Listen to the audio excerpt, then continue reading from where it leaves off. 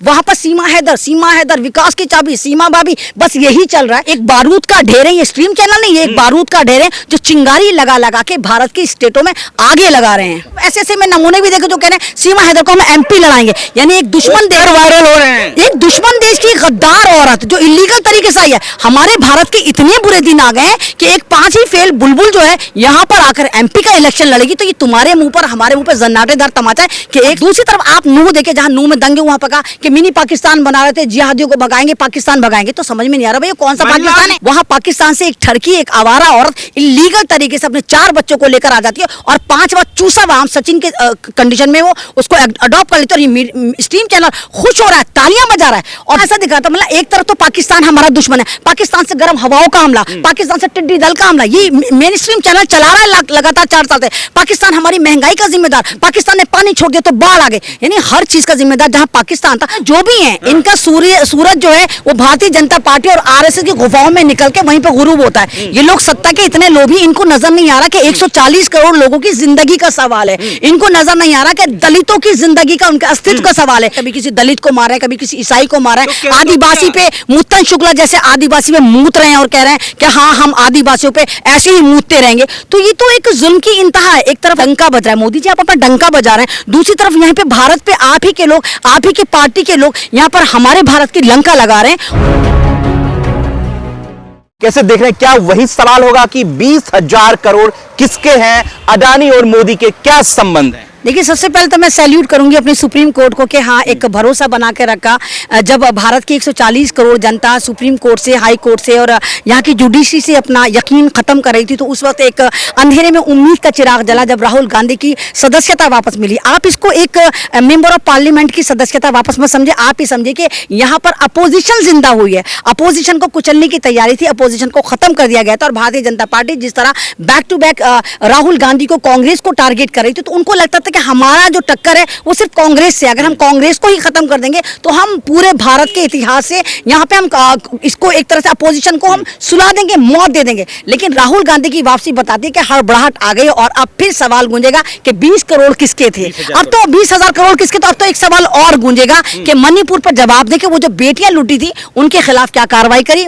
मोदी जी आप बाहर तो कहते हैं कि मुझे क्रोध आ रहा है, मुझे गुस्सा आ रहा है, लेकिन वही बात आप पार्लियामेंट में आके कहने को तैयार नहीं है। आप कार्रवाई कर रहे हैं मणिपुर में, किसके खिलाफ कर रहे हैं? जिन लोगों ने वो वीडियो बनाई उनको पकड़ के जेल में डाल दिया जाता है। एक तरफ जब हम भारत माता की जय कहते हैं, अम्बे, दुबे, सरस्वती, हम तमाम महिलाओं को सम्मान देते हैं और उसी समाज में हमारी महिलाओं को लगातार बलात्कार करा जा रहा है और बाकायदा वीडियो बना के उनकी वायरल करी जा रहे हैं। और वो वीडियो आपने भी देखी जहां वो फौजी रो रहा है, कह रहा है कि जिस कारगिल पे मैं पाकिस्तान को धूल चटा कर आया था, दुश्मन देश को धूल चटाई थी और मैं सरहदों की हिफाजत कर रहा था, इस उम्मीद के साथ कि भारत के लोग, भारत की जनता मेरे परिवार की रक्षा करेगी। लेकिन मेरी आंखों के सामने मेरी ही बीवी को सामूहिक बलात्कार करके पूरा जुलूस पीटा जाता और करने वाले कोई नहीं भारतीय होते हैं। तेजस्वी सूर्या है, बीजेपी के एमपी हैं, वो भी कर्नाटक से, बेंगलोर से। उन्होंने कहा है कि शर्म आनी चाहिए राहुल गांधी को कि उन्होंने ओबीसी का अपमान किया है। नहीं, वो तो मैंने कहा ना, ये तो ये जो ओरिया हैं या सूर्या हैं, अब इनका जो तेजस्वी सूर्या है, नहीं मैंने क्या कहा, ये सारे के सारे नहीं, मैंने कहा ना जो भी हैं इनका सूरज जो है वो भारतीय जनता पार्टी और आरएसएस की गुफाओं में निकल के वहीं पे गुरूब होता है। ये लोग सत्ता के इतने लोभी, इनको नजर नहीं आ रहा कि 140 करोड़ लोगों की जिंदगी का सवाल है।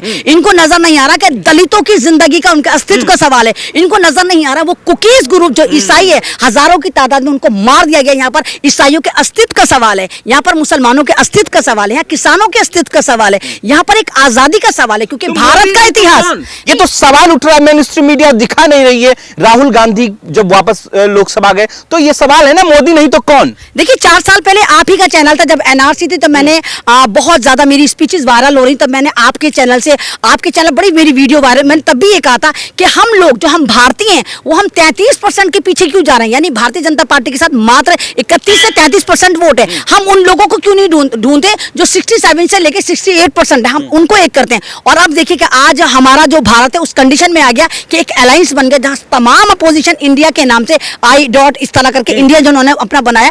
अब ये सरकार इससे डरी हुई, इनको लग रहा है कि सारी अगर रीजनल पार्टियां एक हो जाएंगी तो हो सकता है कि कहीं ना कहीं हमें नुकसान हो। इसीलिए कहीं मणिपुर बना रहे हैं, कभी मेवात बना रहे हैं, कभी ट्रेनों में टेरर की राजनीति कर रहे हैं, कभी किसी दलित को मार रहे हैं, कभी किसी ईसाई को मार रहे हैं, आदिवासी पे मुत्तन शुक्ला जैसे आदिवासी पे मूत रहे हैं और कह रहे हैं कि हाँ हम आदिवासियों पे ऐसे ही मूतते रहेंगे। तो ये तो एक जुल्म की इंतहा है। एक तरफ हम कहते हैं कि हमारा डंका बज रहा है, मोदी जी आप अपना डंका बजा रहे हैं, दूसरी तरफ यहाँ पे भारत पे आप ही के लोग, आप ही के पार्टी के लोग यहाँ पर हमारे भारत की लंका लगा रहे हैं। और ये वीडियो ये नहीं कि सोशल है ना ट्रेन में कि आपको मोदी योगी कहना होगा, रहना होगा। हाँ, तो मैं यही तो कह रही हूँ कि एक पुलिस ऑफिसर जो हमारी सिक्योरिटी के लिए होता है, एक पुलिस ऑफिसर जब ट्रेन में होता है तो तमाम यात्री एक तरह से सुकून से रहते हैं कि सामान भी महफूज है, हमारी जिंदगी महफूज है। और वो पुलिस ऑफिसर चिन्हित करके मुसलमानों को ढूंढता है और कहता है कि योगी मोदी कहना है अगर भारत में रहना, और फिर आप ये कह रहे हैं कि वो पागल था। कैसा पागल था भाई कि पूरे उसको पागलपन में भी ये पता था कि मुझे मुसलमानों को मारना है, वो मुसलमानों को चिन्हित कर रहा था। मुझे पागलपन में भी वो कहीं ना कहीं आरएसएस से मुतासिर था। तो इससे पता चलता है कि नफरतें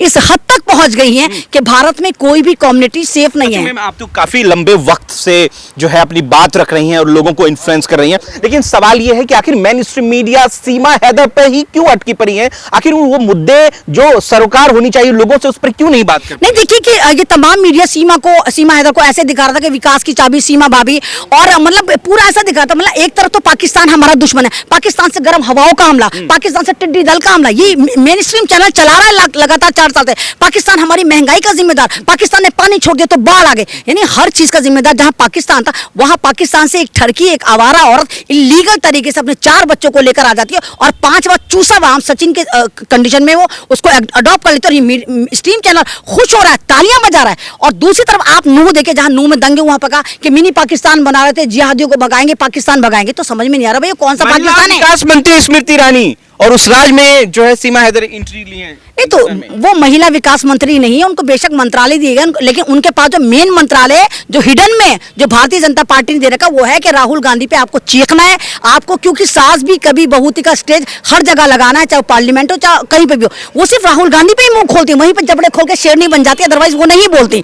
तो एक तरफ तो जहां आप पाकिस्तान और जिहादियों की बात करते हैं, दूसरी तरफ आप पाकिस्तान की एक औरत को उठा लाते हैं, तो यानी वो तो उसका सीमा हैदर का मैका हो गया। अगर आप पाकिस्तान को गाली देंगे तो सीमा हैदर को मतलब गाली देंगे। दूसरी तरफ ऐसे में नमूने भी देखे जो कह रहे हैं सीमा हैदर को हम एमपी लड़ाएंगे, यानी एक दुश्मन देश वायरल हो रहे हैं, एक दुश्मन देश की गद्दार औरत जो इलीगल तरीके से आई है। हमारे भारत के इतने बुरे दिन आ गए कि एक 5 ही फेल बुलबुल जो है यहाँ पर आकर एमपी का इलेक्शन लड़ेगी। तो ये तुम्हारे मुंह पर हमारे मुंह पर जन्नाटेदार तमाचा है कि 140 करोड़ की आबादी में क्या मेरा कोई एक भी युवा ऐसा नहीं था जो भारत का एमपी के लिए फाइट करे, एमपी के लिए लड़े। कोई कह रहा है हम इसको मंत्री बनाएंगे, कोई कह रहा है हम इसे फिल्म बनाएंगे, कोई कह रहा है हम इसको आइटम सॉन्ग करेंगे।